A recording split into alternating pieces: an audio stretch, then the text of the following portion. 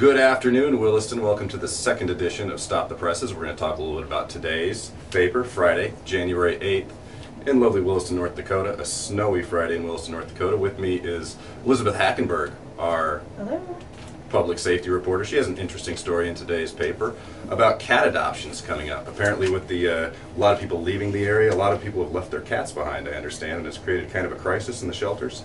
Well, yeah, that's what the animal control officer thinks. She thinks that people are leaving. They're just kind of moving without their cats. People are finding them in garages, in apartments that they're coming to rent. They're finding them out in fields. So there's a lot of cats that they're finding, and there's limited room. So that's why she has decided to hold the city's first ever cat adoption event next weekend. Okay, so if these cats don't get adopted, I assume they're going to be euthanized? That's not really clear.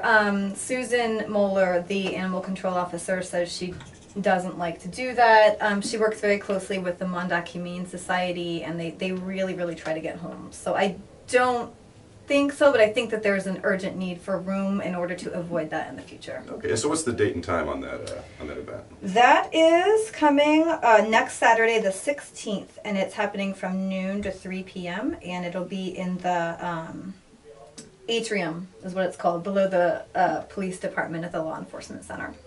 Okay, great. So everybody check that out, and if you got room for a cat, make sure to stop on by and see if one catches your fancy. Also in today's paper, we've got a interesting story about drones and how Slowland Field makes most of Williston a place that is actually illegal to fly drones in. Obviously, enforcing those laws is another story, but Renee Jean, our reporter, has a story on that. We also have a story about Open Mic Night, which is tonight and every first Friday of the month at the Lantern Coffee Company. So that starts at 8 p.m., I believe, so get out there and check that out. Free coffee and lots of poetry, slam, music, everything you could want there. You'll definitely want to check out this weekend's Williston Herald, where we'll have a story following up on Senator Hoeven's roundtable meeting in town, where people from the community expressed concern about a lack of mental health resources. And our reporter Melissa Krause will be exploring how this affects students in the Williston public school system. And Elizabeth, I know you know quite a bit about this subject. What can you tell us from you're talking with Elizabeth or with Melissa and others about the state of mental health as...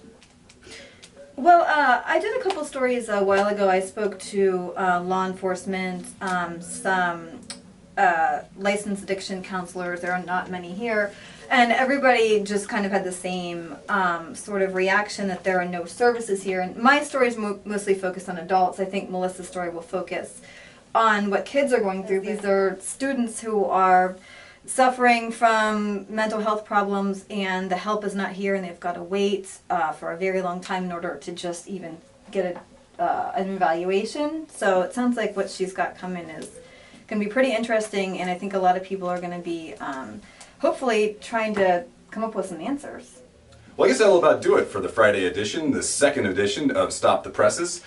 Pick up your copy of the Williston Herald today and check us out all weekend. I'm managing editor Matt Hickman, and you are... Elizabeth Hackenberg.